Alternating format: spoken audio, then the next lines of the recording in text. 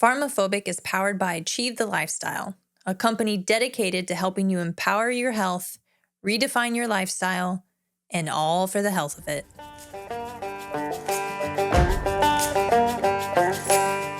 You're listening to PharmaPhobic, where we challenge the state of health in America. I'm Janie, a physician assistant, and I've seen how healthcare keeps people dependent instead of truly healthy. And I'm Dan, a veteran turned fitness pro here to uncover the truth and explore simple and sustainable health solutions. From big pharma to big food, we're exposing the conflicts of interest keeping us sick and finding better ways to take back our health. No fluff, no gimmicks, just real talk, real solutions, and a little bit of fun along the way.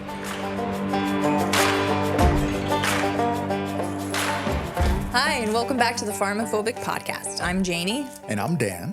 And here at the PharmaPhobic podcast, our goal is to help you become the stronger, more healthier, more capable version of you. And why?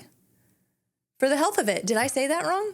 You said more healthier, more capable? More healthier. Because it's like the healthiest of the healthy. Oh. More healthier. Oh, okay. Yeah. I get it. It's like more bestest. That is another level. People don't know that that's another level. So you could be the healthiest version of yourself, but beyond that, it's the more healthier version of yourself. So basically what happened, I was overthinking it, which, shocker. Mm-hmm. But it's like when you think too hard about going downstairs and then you fall, right? So that's what happened to me. But y'all get the point. So we're going to just move on. Right? But okay. I like it. I like it. More healthier is better. Today, we're going to do a little bit of a Q&A, diving further into some things that a friend of our Destiny's, thank you, Destiny, gave me feedback about some questions she had from previous episodes and some things she wanted us to dive into a little bit further. But before we get into that, we're going to hand it over to Dan for an update on the health news. Update on the health news. Have y'all heard the news? There's this guy on Instagram. He's hilarious. That's his little entry into giving you some crazy thing that happened. Anyway, I got one here. FDA moves to block biopharma employees from serving on advisory committees. Stand by. Rant incoming. Okay. What in the world? We had biopharma. So they're talking about basically pharmaceutical reps and biotechnology or biomedical sales, whatever, medical tech sales type people. Hip replacement, yep. Skin graft. MRI machines, whatever the hell, people that sell medical equipment. They're talking about blocking them from serving on the advisory committees to the FDA. Now they can sit in on committee meetings.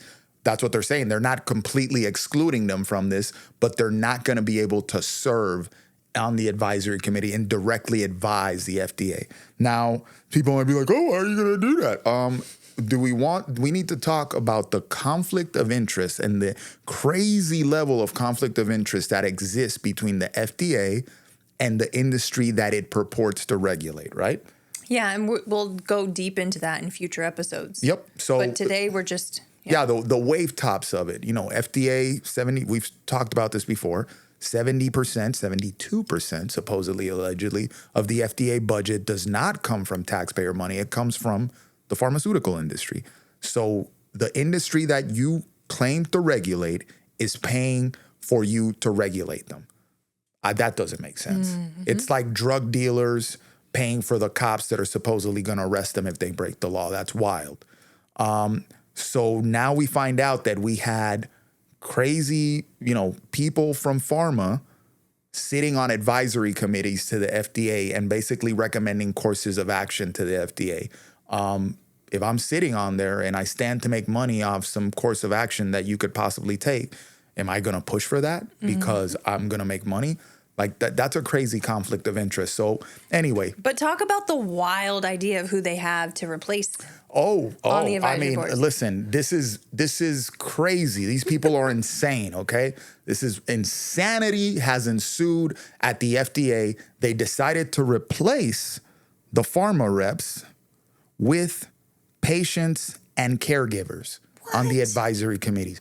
What? You mean you're going to put people that are actually going to benefit from or be at a detriment from the measures that you put in place and recommend as the FDA? You choose to put them, the end user, into your advisory committee?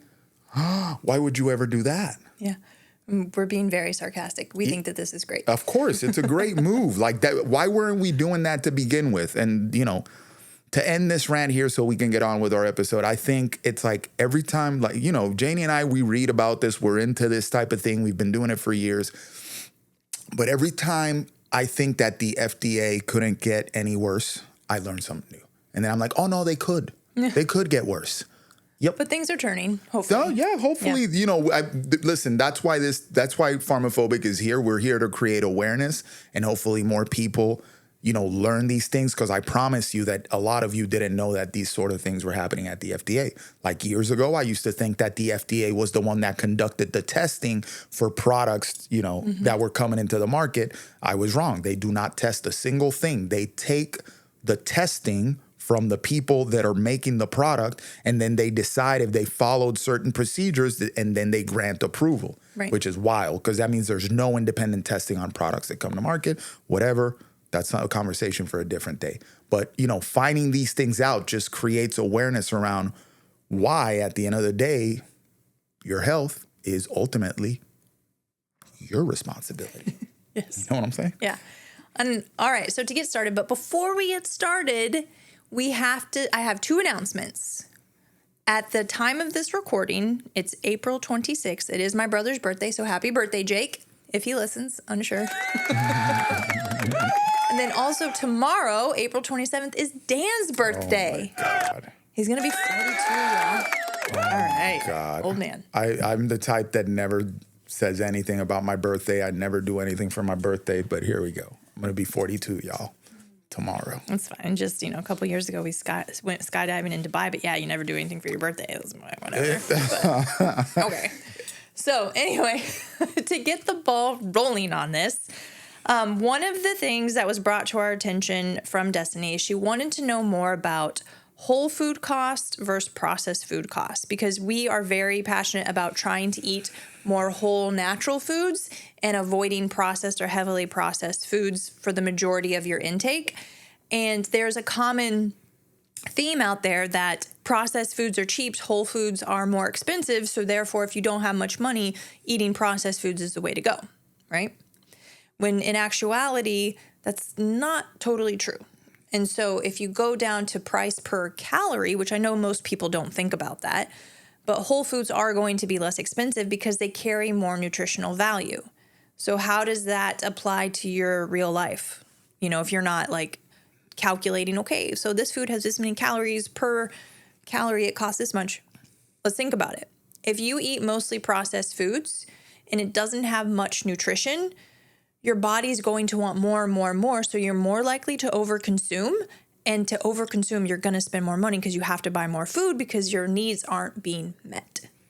So yeah, not only that, on a minute-to-minute, hour-to-hour deal, satiety doesn't come as quickly with processed, low nutritional value food. So you are going to want, instead of having one serving of something, you might have two. Right. And now you're adding in calories that you're intaking, but then you're also consuming your food quicker.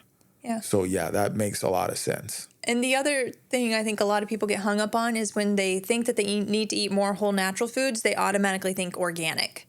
And it doesn't have to be organic, okay? If you can eat organic food, great, but it is more expensive, especially with certain types of foods. So if it comes down to organic versus not organic, or I'm going to eat processed foods, get the non-organic, right? And I think it makes a bigger deal, like I said, in some foods versus other foods. And I know we talk about GMOs and things like that, but as we've said before, if you're taking baby steps towards eating more whole natural foods, if it just means getting that food, even if it's not organic, we're moving in the right direction. So we just want to continue with that. Yep. You start where you can, right? And then as you progress in your health journey, then you can improve things little by little. But any day of the week, twice on Sunday, I'll take the bet that if you eat whole foods, single ingredient type foods, whether they're organic or not, versus ultra processed foods, your health outcomes are going to be way better, independently of the non-GMO, organic, pasture, whatever little denomination or little sticker that the industry decided to create to put on food that should be a certain whatever. I'm not gonna go there, but yeah. So that's the thing. Choosing single ingredient foods, however you can get them over the processed stuff, is gonna pay dividends big time. Yeah. The other thing is that a lot of people end up eating out a lot, and the cost per meal of something you cook at home versus something that you get out is always cheaper to eat at home. Right. You know? And so it's that cost of convenience, right? Because processed foods are more convenient as well. So you're going to pay for that, whether it's cost immediately or with your health down the line. But yes, eating out and you're more likely to overconsume. You don't have control of the ingredients, the portions, things like that. I mean, even if you're eating off the dollar menu, it ends up being more expensive. Yeah. Which, I mean, eating off the dollar menu now turns into eating off the $1,000 menu in healthcare costs down the road.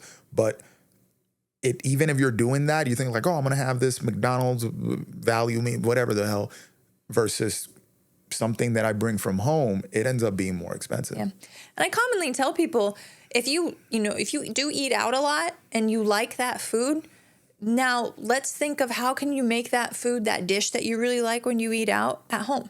And then that can start to spur new recipes and things like that. Yeah. Another thing, and this might hurt some feelings. This might be controversial. It'd be like, oh, if I really, like, I'm going to keep it very real with you right now.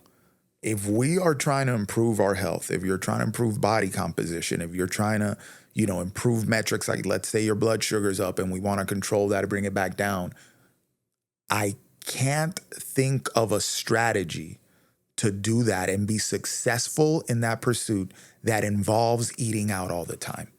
I don't care. Like, when I count my macros, Dan, but I measure and do the thing with the food. I just don't, I don't see how that works if you're eating out all the time. I'm not saying never eating out, although a lot of people might benefit from maybe a 30-day period where they only eat at home, you know? I think it just depends on where people are in their lives, right? If you're a busy parent, your kids are in sports, you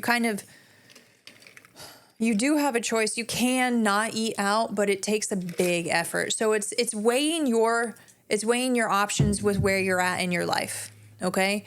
And even if it just means minimizing the times you eat out, to just keeping it on the days where, hey, my kids are in sports, I kind of don't have a choice unless I brought a whole cooler full, then let's just keep it to those days and take out all the unnecessary ones that are just because I don't feel like cooking even though I can, okay? The other thing is, 2 more points I want to make on this. Sometimes people tell me, well, if I buy a bunch of produce, it all goes bad. Well, 1, take some time to figure out how much you really eat and buy appropriately. And 2, buy frozen. Frozen vegetables, frozen fruits, they can be less expensive and they can obviously last longer because they're frozen. And in some instances, they can contain more nutritional value because they're picked and then flash frozen. So they're going to contain that and they're not deteriorating, like I spoke about on previous podcasts, where it's picked, it's put on a truck, it's sat on the shelf, and each day removed from the ground or from its tree or whatever, it loses nutritional content. Yep. Okay? The last thing I want to say on this is you need to check your priorities when it comes to cost for food. Because some people will say, I can't buy healthy food, or I can't, some people think if they're going to eat healthy, they need to shop at Whole Foods, the store, which isn't true. Scam. But who said that? But they're like, it's too expensive, I can't do it. And I'm going to bet that those same people have no problem dropping $100, whether it be on a bar tab or their monthly bill if they count it up at Starbucks, or there's something else that you're putting money into that if you looked at that and said, oh, well, I can make that change and now this allows more money for me to nourish my body appropriately. So it's really just, budgeting, checking your priorities, really doing an honest evaluation of how you're spending your time and money. But that's too hard, Janie. What I would say is, because you hear that a lot, what I will say is, listen, it's worthwhile. Going through a little bit of heartache to organize your priorities and figure out where you can make certain budgetary changes is worth your while. We're talking about long-term health here. At the end of the day, you either pay now with time or you pay later with time dedicated to handling a disease. Yeah. Okay. So this is worthwhile pursuit. Okay. All right. So I have note cards. Ha. All right. So moving on to the next thing, we got asked about, there's that common theme out there that if I increase protein in my diet, I'm going to hurt my kidneys. Bless your heart. If you are a generally healthy person and you have no chronic health issues, increasing your protein intake will not harm your kidneys. Now, if you have pre-existing kidney issues, that is a different discussion, and we are not speaking to those people. We are only considering just healthy individuals who have normal kidney function. If you don't know if you have normal kidney function, it is checked annually on annual exam labs as part of a metabolic panel. So if you've had that, then your kidney function's there. If you haven't, maybe you should get that checked. And so evidence has shown that there is no harm to the kidneys with increasing your protein, okay? And if we think about it, what harms the kidneys most often in people in the U.S. with chronic disease? High blood pressure and diabetes. What is the driving factor for high blood pressure and diabetes? Insulin resistance, okay? If you increase your protein and increase, which can help facilitate increase in muscle mass, muscle utilizes glucose as energy, so you're less likely to develop insulin resistance and have high blood pressure and high blood sugar. Therefore, it can actually protect your kidneys.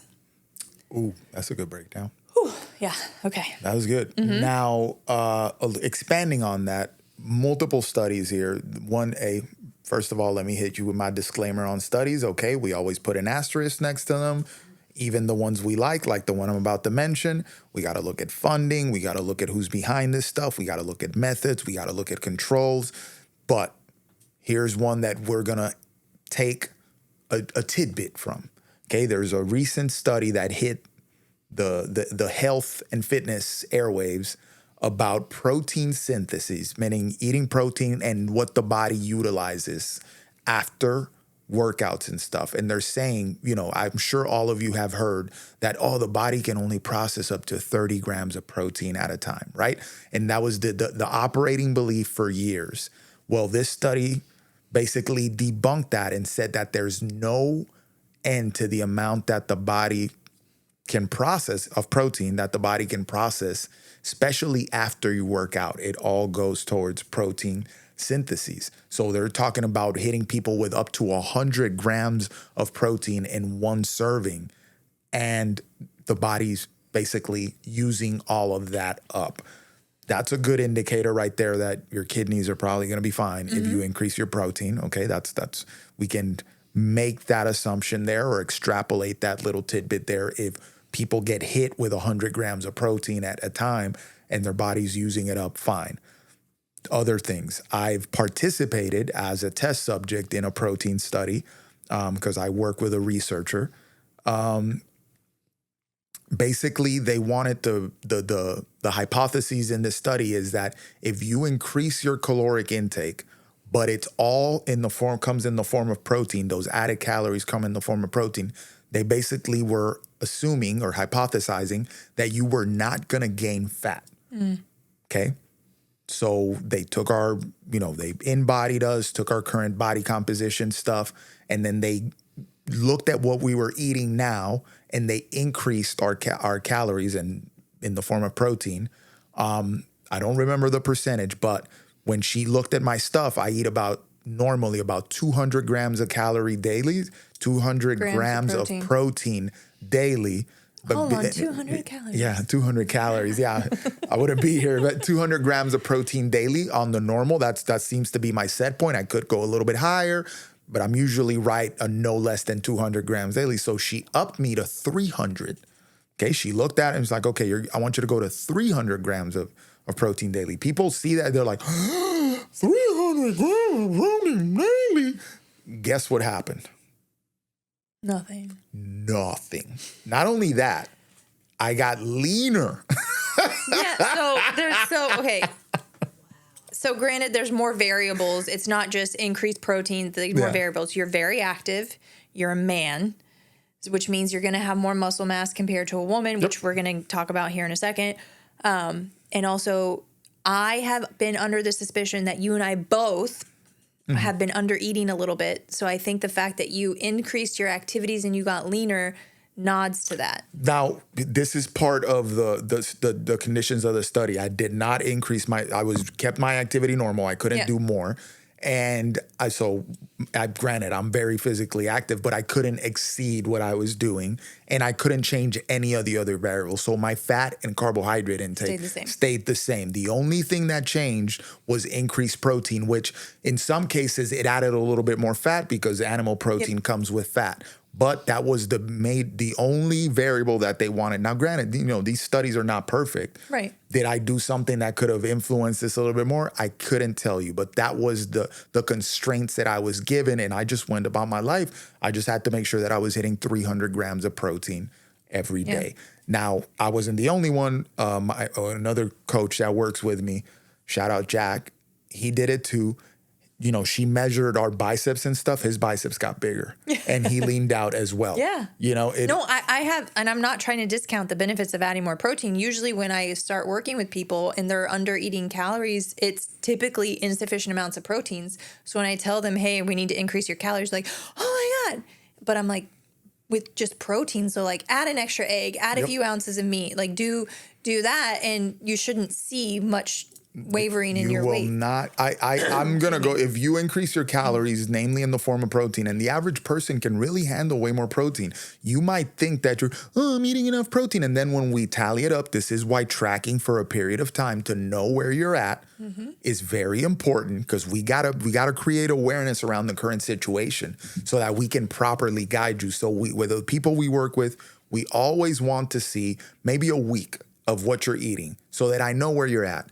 But 9 out of 10, I have yet to come across a person that's trying to improve their health, strength, and capability situation that is eating enough protein. Right. I haven't seen it yet. Yeah, and it's not so much to people's own fault. They're not consciously being like, I'm going to eat low protein. We're kind of set up. So the U.S. our recommended daily allowance of protein is 0.8 grams per kilogram of body weight. That is very low. So on average, they recommend, just kind of like as broad strokes, 46 grams of protein a day for women and 56 grams of protein a day for men. That is so low. But you have to understand this is based off of a deficit model, meaning this is how low we can go and you won't die. Okay, this is just for general body processes to happen, because we have to remember protein is used for hormone production, enzyme production, bone health, muscle, skin, hair, nails. What else? So many other things. It's the building blocks for tendons, cartilage. Function, immune function. And so antibodies. And so we need protein. And this number that they gave and the recommendations that they have just keep you alive. They're not taking into account an active lifestyle. They're not taking into account for you to thrive. They're not taking into account for you to have luxurious hair, glowing skin, strong nails, all the things that we want. You need to have sufficient amounts of protein to have. And if you just follow the recommended daily allowance, you're not going to have those things. Okay. Not to mention for women, especially, I mean, any time we put on a little bit of weight, we feel sluggish. We're like, oh, my thyroid. The thyroid needs protein to function appropriately. So we need to have sufficient amounts of protein. And so we generally aim for 30 to 50 grams per meal. If you can at least get 100 grams a day, we're kind of at like a good starting point. And if that's all you can do, that's fine. We do recommend, if we're going to increase protein, go slowly, because the digestion of the protein kind of needs to catch up with your increase. You go from 200 to 300 just boom in a day, you may notice some gastric distress, and so in the form of farts. So, this is something, a lot of these recommendations that we give this is very important. We phase into this, okay? If I say, let's say you weigh 150 pounds and I'm like, man, we got to get you, ideally, in a very optimizing situation, we'd get you eating 150 grams of protein just about. And you're currently eating, 65, which I've seen this. Yeah. Tomorrow, you're not going to be eating 150. You won't be eating 150 the next week. You might not be eating 150 the next month. But we want to do start dialing up and walking that way. Janie mentioned gastric issues when you start taking in more protein. People have been living these lives consuming very little amounts of protein that it's almost like you lose digestive enzymes. Like we've said before, the body is amazing. The body is so efficient. If you don't use it, it's like, cool, we're going to lose it. So it's down-regulated your digestion because you're not eating this stuff. So it's not like it's got to change. It's got to go to what it was meant to be. You know what I mean? You're down-regulated. Your digestion has to go back to what it was meant to be, which was meant to handle a good amount of protein. Right. And so, so sufficient amounts of protein won't hurt your kidneys. Track your food because more than likely the majority of people are under-consuming. But we also just need to figure it out if you are or not. So tracking is a good way to do that. Caveat on the tracking, because there's people out there that are like, oh, you don't want to track your food because it creates these it can create a bad relationship with food. I don't disagree, but I don't agree. There's instances like, let's say you're somebody that's coming off it, recovering from an eating disorder. Maybe getting you into food tracking right off the bat might not be the thing.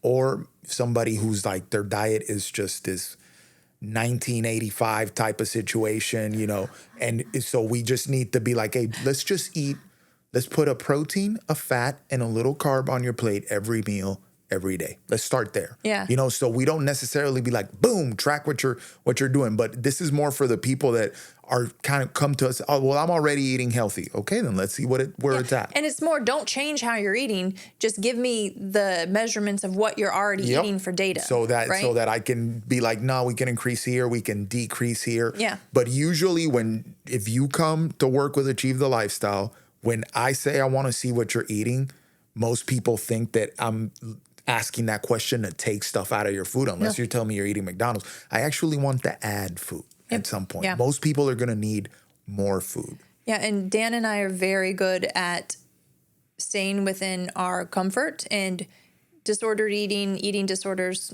are not our scope. And so if that seems to be an issue, or we start, we say, hey, let's track your food, and the person's like, then we're more than likely going to recommend additional resources or working with somebody else to work on that mindset and then move forward from tracking after that mindset's been addressed. Yeah, we're a conduit. I think we're also connectors. You know what I mean? And we can be like, I'm identifying this thing. I know somebody who handles that better than anybody else. You should go see such and such. Yeah. And even when you track your food, it's never exact, right? It's not. It's just an estimate, but we just want to get a good idea of where you are. And, it's never going to be take the scale to the restaurant and measure out what they give you. You're like, no, we're not saying that. It's just, let's get a general idea of what you typically consume so that we can go from there. Yep. Okay. All right. Now moving on. Was asked about muscle quality and the differences between the different types of fats. So you on our Instagram reviewed a study about intramuscular fat and the quality of muscle. And so if you can recall that information, speak a little bit on that. First of all, remember my disclaimer from earlier on studies.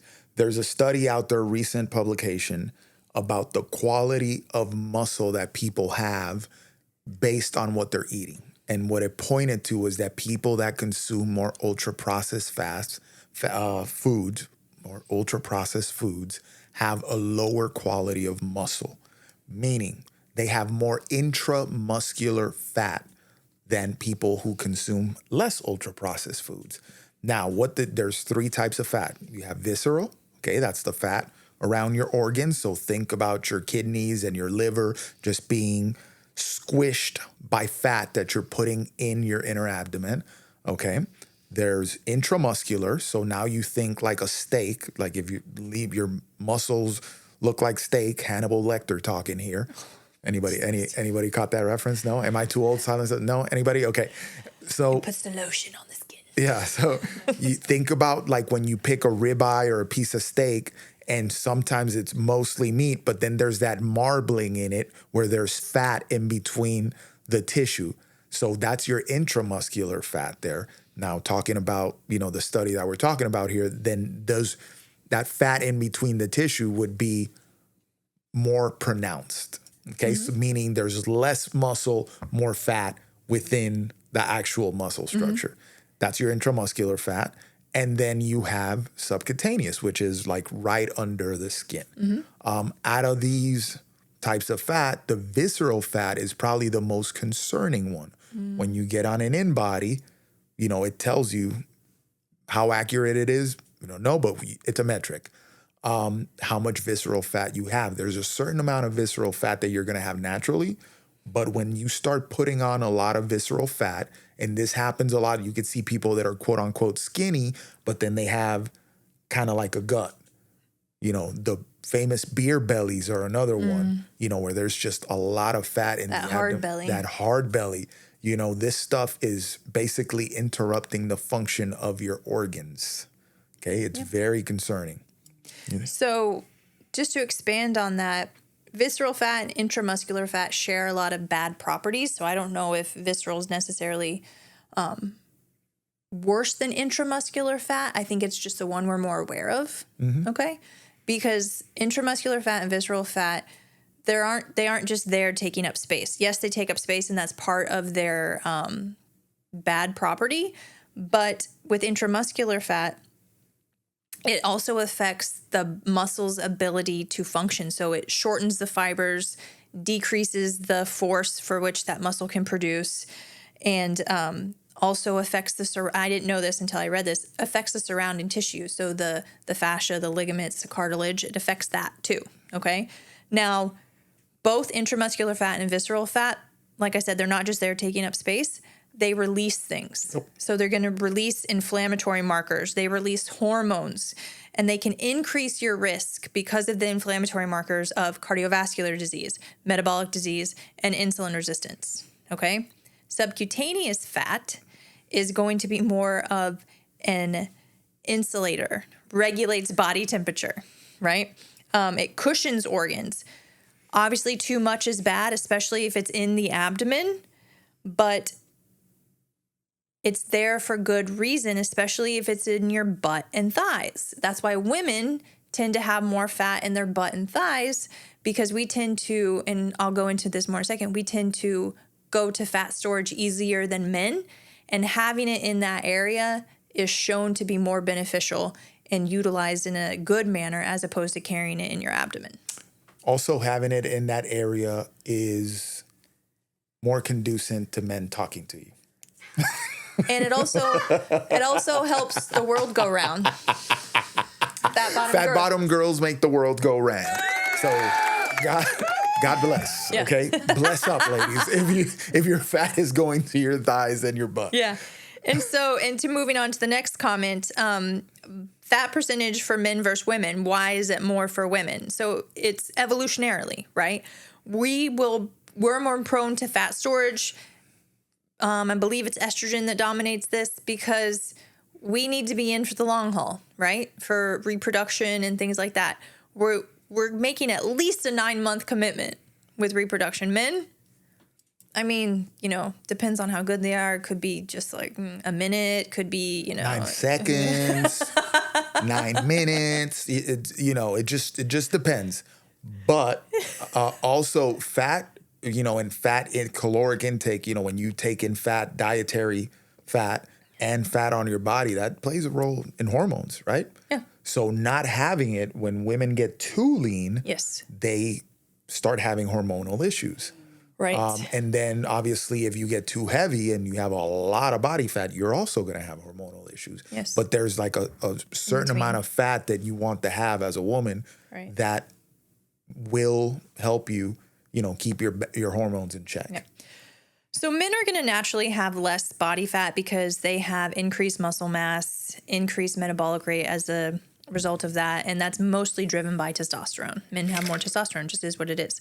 Which is why we always say we're focused not on weight loss, but increasing lean muscle mass, because that'll increase your metabolic rate, which will make weight loss more obtainable if it's needed. Now, Yep. A lot of women want a low body fat percentage, and we have to be realistic about what's realistic about what's realistic. That does not sound great, but Some women want a low body fat, like 15%, 16%. Now you're getting into like bodybuilder territory, and that's very, very hard to maintain. And you will sacrifice things like hormones, your period, your hair, your skin integrity, your nail integrity, thyroid function. And so really what seems to be more achievable is a body fat percentage above 20, below 30. So in the 20s. Okay. And then you just like, what can you maintain? Where do you feel good at? What corresponds with healthy blood markers? And that's where you should live. You shouldn't think of either a weight or body fat percentage and try to force yourself to that. Yeah, everybody's set point is going to be different. And this, men, listen up, even though we're talking about women right now. But like Janie said, if my experience observationally, as you get closer to 20, a woman at 20% seems to be two things. First of all, that's pretty. You're going to look really good. You're going to feel really good about yourself around there. It tends to be what you would call a lean female, tends to hover close to the 20%. Genetically speaking, some women could go below it a little bit, maybe like a 18%, and they feel good. That's fine. You know, everybody's set point is different, but the average person, you're looking at somewhere north of 20, and you're going to look really good. You're also going to feel good, which is important. That's probably more important that, you know what, you're going to feel good, and therefore you're going to look good. Okay. That's probably the more important part. And you're also going to play good. Okay. Quoting Deion Sanders here. But anyway, like a 20% female, the average female that hits in the neighborhood of 20% is what I would call a lean female. Like that you look really good. You look athletic, you look healthy, you look fit, and you feel good. And it's very sustainable. Yeah. Makes sense? You don't have to really go out of your way to maintain that. Yeah. Typically people who are, and even men who are getting, so I said the women need to be around, and then men probably around 14 to low 20s is where they're good at.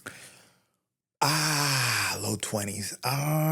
Observational experience, I think 15% for the average male. Not only is it very achievable, but it's a very good set point. If you hit closer to 15%, definitely under 20. Oh, I'm sorry. 10 to 17. Okay, 10 to 17. there you go. I apologize. So there we go. So that sounds like something that I would say. So definitely under 20 for men.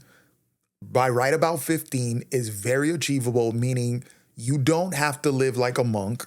I mean, even though I wouldn't call that living like a monk, I call that living like a regular human. But, you know, you can have your occasional beer if you're into that. You can eat out occasionally if you're into that, you know, and then you eat clean. So you're eating clean maybe 90% of the time, and then you get your 10% to eat whatever you want. So it's very, very sustainable to you can hold that for a long time. Yeah. So typically the lower body fats are people, like I said, bodybuilders or even like elite athletes, right? Yeah. Because their day revolves around performing, working out, eating, recovery, complementing that.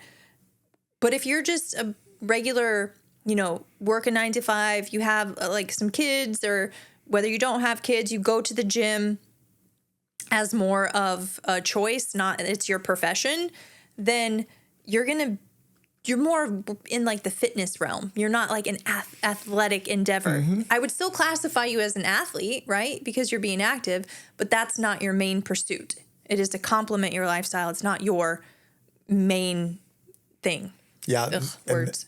Let's take a second there. Like, what happens if you start shooting below these averages? Because this is an average, you know, but then you might run into somebody who like can sustain 8% body fat as a man and be like, and they're perfectly fine. I mean, that's more of that's why it's person dependent. We're just talking about the average person. We're generalizing it. Keep in mind that we're talking about the average person that wants to live a very sustainable life and be the healthiest version of themselves sustainably. Not meaning I'm going to dial in for this 8-pack to go to the Maldives or something for a vacation and look really good in the pictures, and then I'm going to crash out when I come back. Not that. We're not talking about that. Now, the underbelly of this, the downside of shooting to go below it. With women, when you start going below 20%, what happens?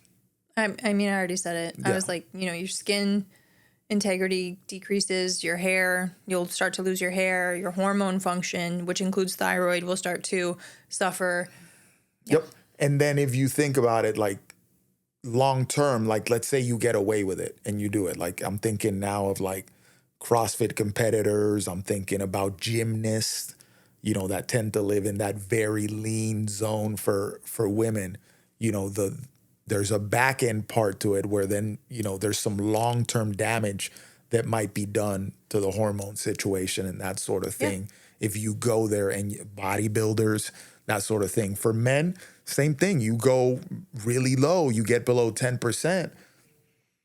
You might, for the average male, you'll look good for a period, but then the hormones, libido tends to go away. Sleep tends to be freaking compromised as well. So things to consider. Your testosterone tanks. Yep. Troubles getting and maintaining an erection. Yeah. So the libido situation really gets hurt there. Strength starts becoming an issue. Then you start getting achy joints too. How do I know this? Oh, I've done it. Yeah. Okay. So another comment Destiny had was talking about BMI versus weight versus body composition. I've heard a lot of people who they either say, well, my BMI is good, so I'm healthy, or I'm doing all the right things, but my, provider told me that my BMI is up and I should lose weight.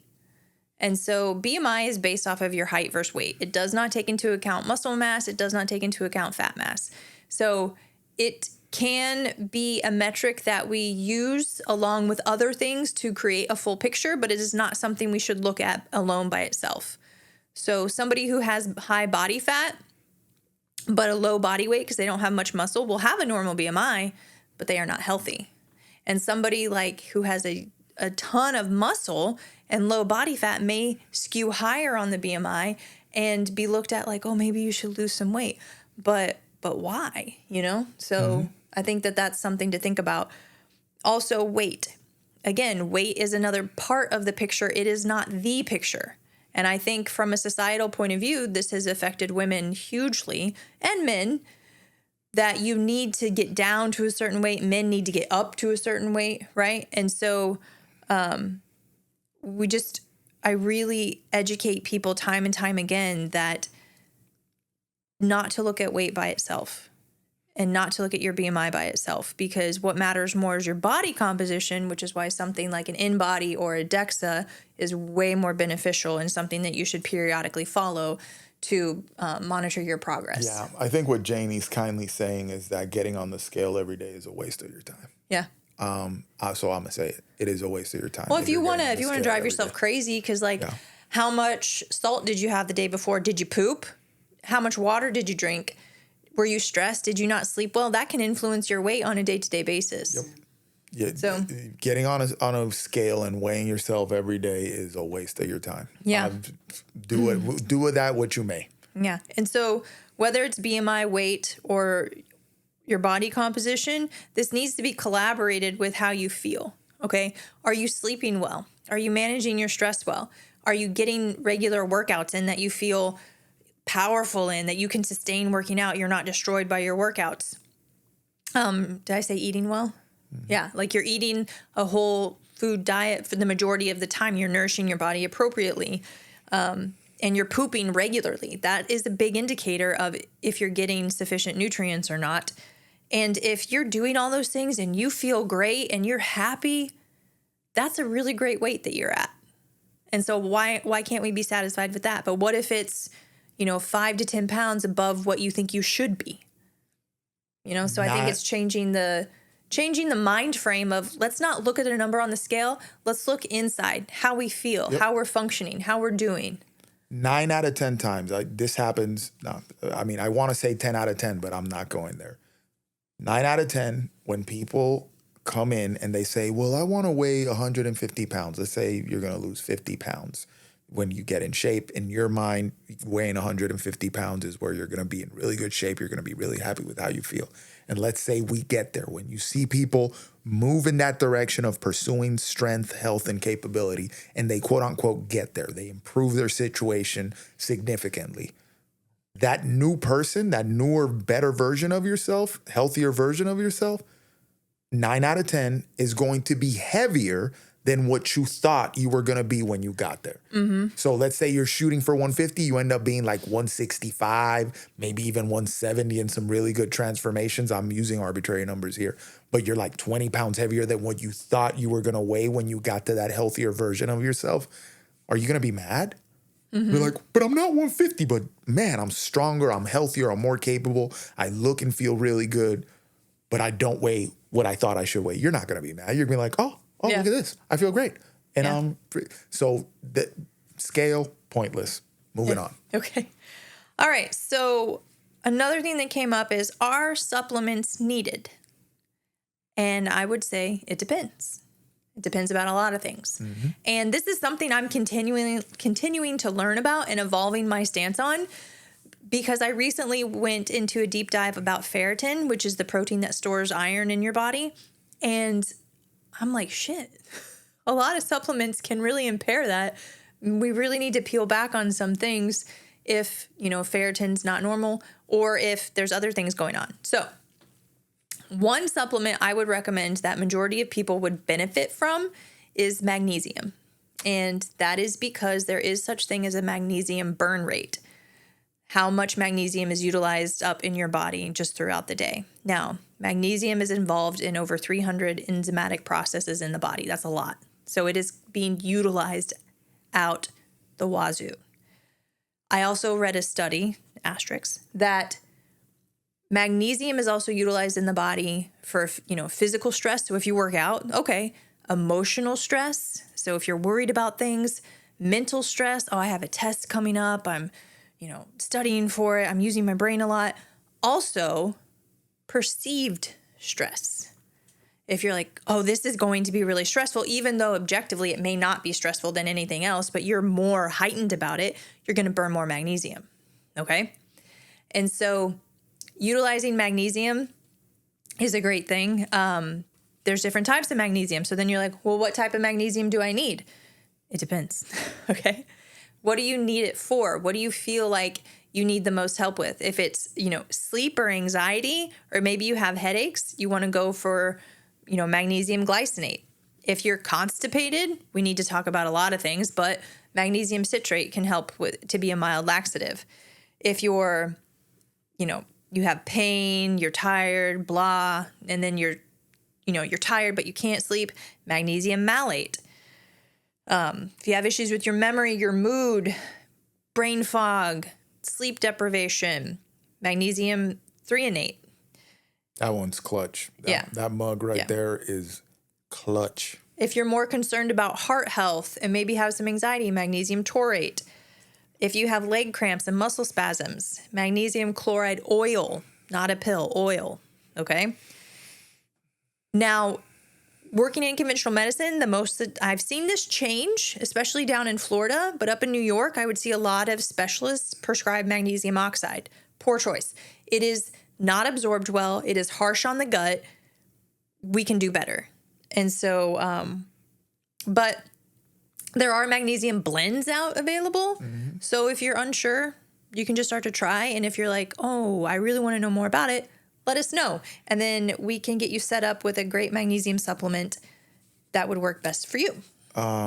Magnesium, one thing, there's a lot of bodily functions, but one thing that it doesn't fail, magnesium helps you relax muscles. Okay. You need calcium to contract muscles. You need magnesium to relax them. And then if you didn't know, your muscles are in a constant state of contraction and relaxation, especially when you're working out or if you're moving really fast. So when you ever met people that are chronically tight, they're always tight. There's like, they're not necessarily, this is tight, that's tight. I can't.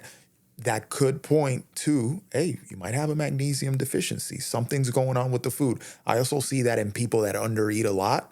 When your body just starts shutting range of motion down because it's down regulating things because it's not getting enough calories to maintain all the movement and all the demands on it. But usually magnesium supplementation for people that are chronically tight, that could be an indicator of, hey, you're running low on magnesium, homie. And even though I just said all that about magnesium, food quality is king, right? Yeah. So eating a very robust, well-balanced diet is going to give you, in theory, all the nutrients you need. So prioritizing that first before considering supplementation. Now, if for any reason you follow a special diet, people who have epilepsy benefit from a keto diet. If you choose to be vegetarian or vegan, if you choose to be carnivore, if you choose to have a diet that cuts out a huge group of food, this is where supplementation in the form of like a multivitamin or something may benefit you. Okay? Yeah. Sorry, go ahead. Yeah. Also on that, before we continue with the supplements, don't come asking for supplement recommendations when your butt isn't eating an adequate caloric intake. Start there first. I mean, the conversations around people that are looking for the 25th supplement to take, but homie, you're not even eating. Like, look at this. Your protein intake is garbage, as the French would say. You're making poor food choices. We're skipping meals, but we're worried about taking a 25th supplement.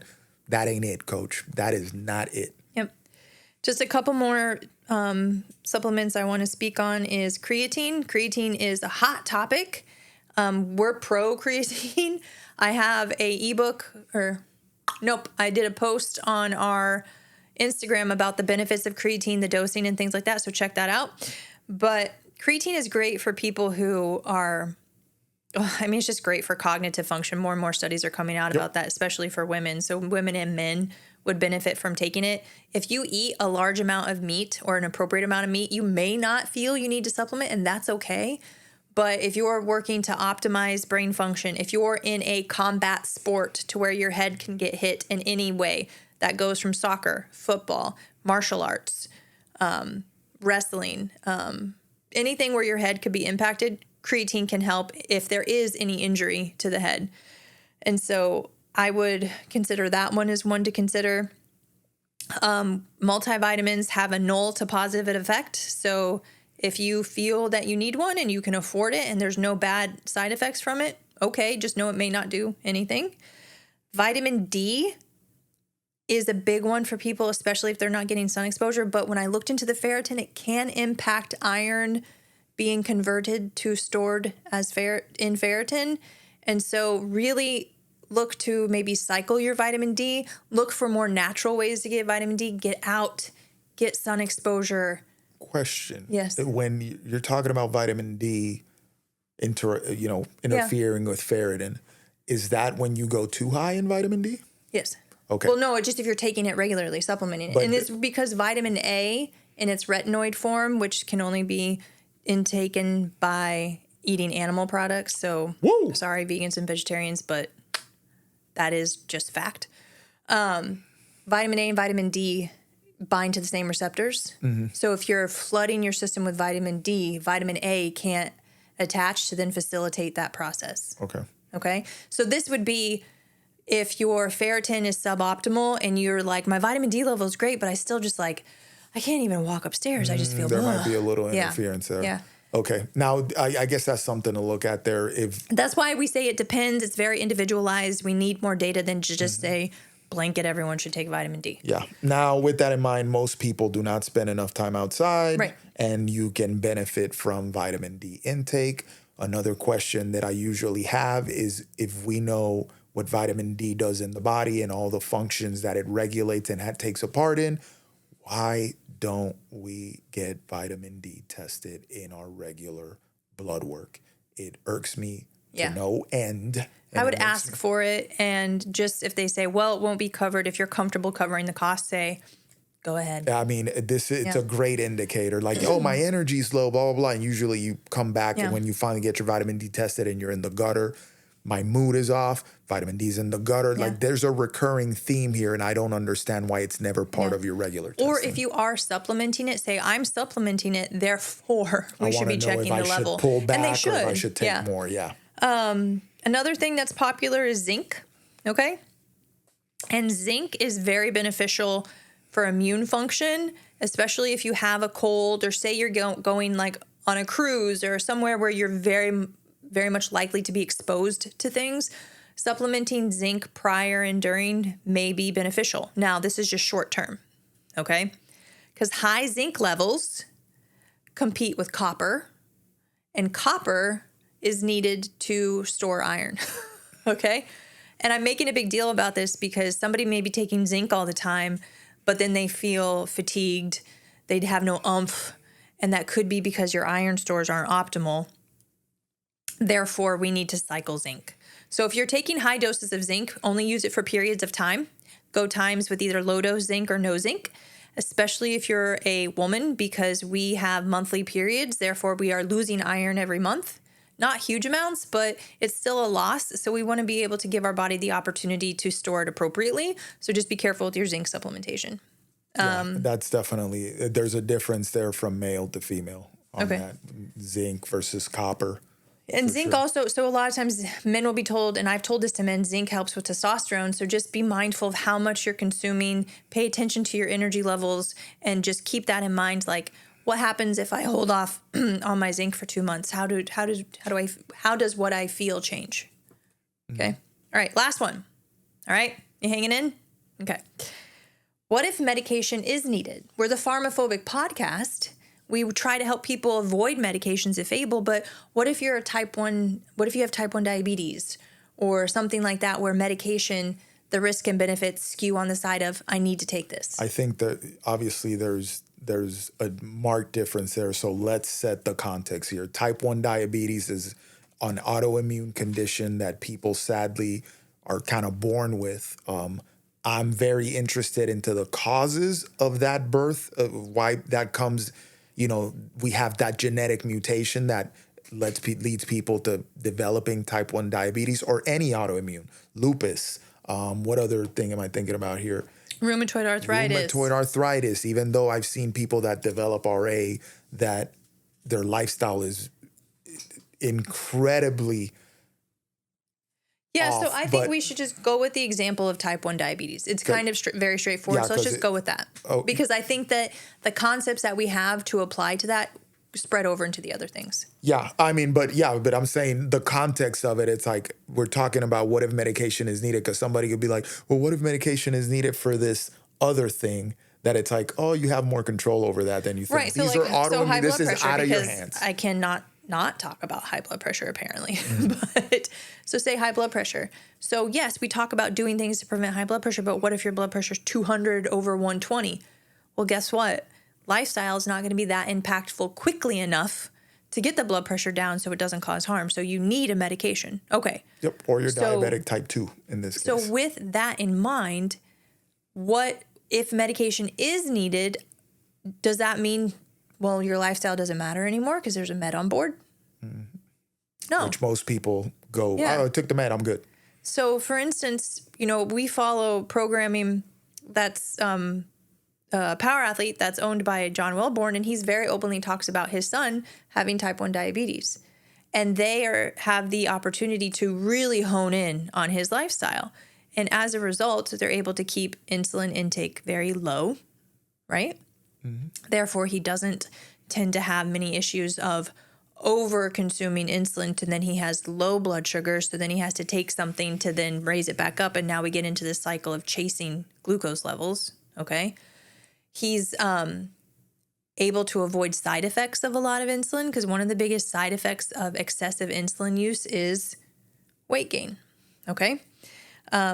So how I think of it as, if you work on improving your lifestyle, if you have to take a medication, you're creating an environment for which that medication to work the most effectively. And efficiently. Okay? And efficiently, yeah. So it's going to be more effective at a lower dose. If it's at a lower dose, less likely risk of side effects, right? And then what if you're able to maintain being on a low dose and only one medication through the entirety of you working through that illness, whether it's lifelong or short-term, okay? That's great, because pill burden is a real thing. People who are on 10, 12, 13 medications, it's exhausting to put the pills each week in the pill thing. Remember to take them. Can I take this one with this one? Do I have to take this one with food, this one without food? This one, does it hurt my, Man, it's a lot. Imagine going to the doctor for something. Let's say you have some cough or something, and you have to sit there for 20 minutes looking at all the medication that you're taking before the medical provider can recommend you take something, because you got to deconflict 25 medications that you're taking to make sure that what they put in now doesn't conflict with something else and you end up in the hospital for some crazy. That's wild, man. Yeah. Like, that's not the way you want to go. That ain't it. Right. So if you have to be on medication, optimizing lifestyle is still part of the answer. It's a big part of the answer, so that you can most efficiently be on that medication at the lowest dose, whatever it may be, or that it works better, quite frankly, if it's doing something for you, that it works better. So lifestyle is always part of the answer there. Yep. As Huberman, the Huberman quote that we like to use all the time, better living through chemistry still requires better living. Boom. Yeah.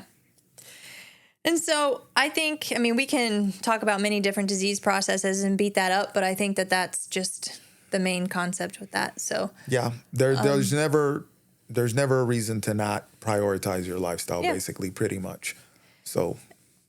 And so we hope that that was helpful, and we want to do more episodes or just little sections within podcasts about that, because we love to hear what they're hearing and wanting more of, so we can really give you guys what you want.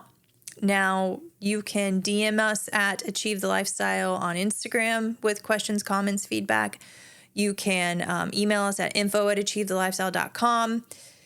You can make a comment on the podcast, so rate it, review it, throw a little comment in there if you want.